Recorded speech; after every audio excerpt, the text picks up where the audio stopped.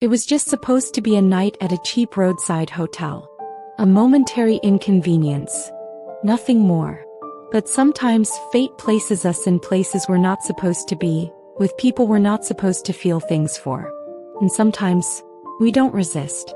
I'm Vanessa, 39 years old. A wife. A mother. And someone who made a choice that changed everything in just one night. I never planned to be alone with my stepson in a hotel room. But when our car broke down 3 hours away from home on a road trip meant to bring us closer as a family, we had no choice but to check in and wait till morning. It wasn't supposed to turn into anything more. But in the space between silence and secrets, something awoke that couldn't be ignored. It started off innocently. My husband Greg had to cancel last minute. He had a sudden meeting out of town. But I had promised his son Mason, my 22-year-old stepson, that we'd still go visit his grandmother's lake house together. Mason and I had never been especially close. Not distant but not exactly connected either. He was always respectful, quiet, mature for his age, and handsome in that effortless way.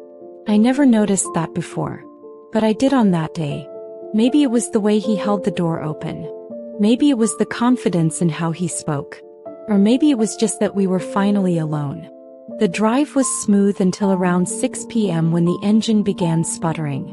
Warning lights blinked on. A strange smell filled the car. Mason pulled over just before the car gave out entirely. We were stuck. No signal, he muttered, holding his phone up. The nearest town was 10 miles back. We had no choice but to walk. It was a tiny place off the highway. The kind of motel with a buzzing neon sign and 2 floor rooms that all looked the same. 1 room left, the receptionist said, barely looking up. 2 beds. I hesitated. But what choice did we have? Mason took the keys. We entered. The room smelled faintly of cleaning spray and age. There were 2 beds side by side. A small TV. A coffee machine that probably hadn't worked in a decade. I'll call for a tow in the morning, Mason said. I nodded. I'll take a shower. The bathroom light flickered. The water pressure was weak, but it was warm.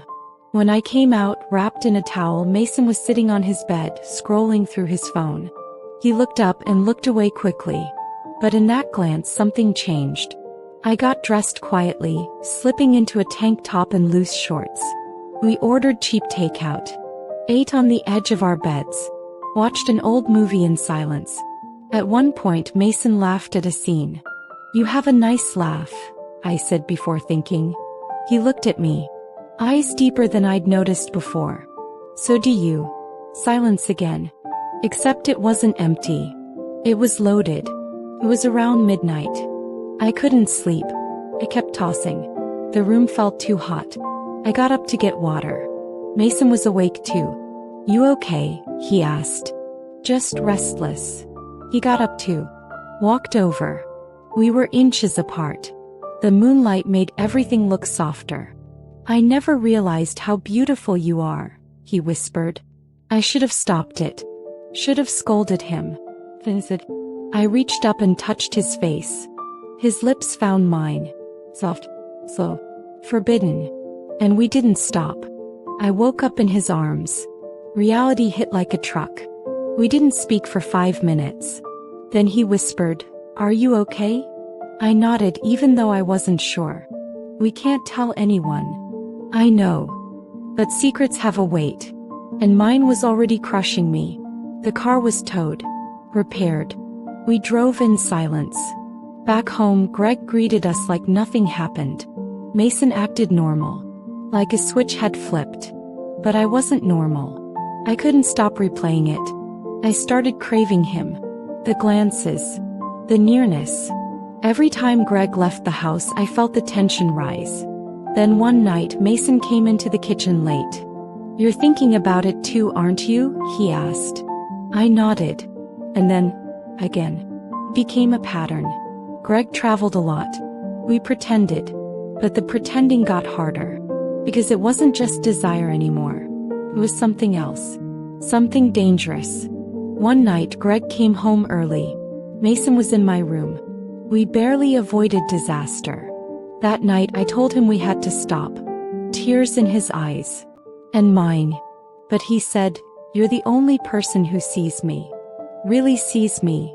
And I couldn't let go. Greg asked me to move overseas with him. Start fresh.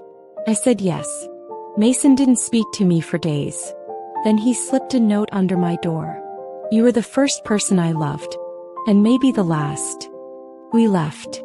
I never saw Mason again. But every hotel we pass, every roadside sign I remember. Because that night wasn't just a mistake. It was a truth we weren't supposed to find. But we did. And now we live with it. If this story moved you, share your thoughts in the comments. Subscribe to Veiled Desires for more deep, raw, emotional real-life stories. Hit the bell icon to stay updated with the next chapter of true life. Share this video with someone who understands the complexity of human choices. We're not perfect, but we're real. And every story deserves to be told.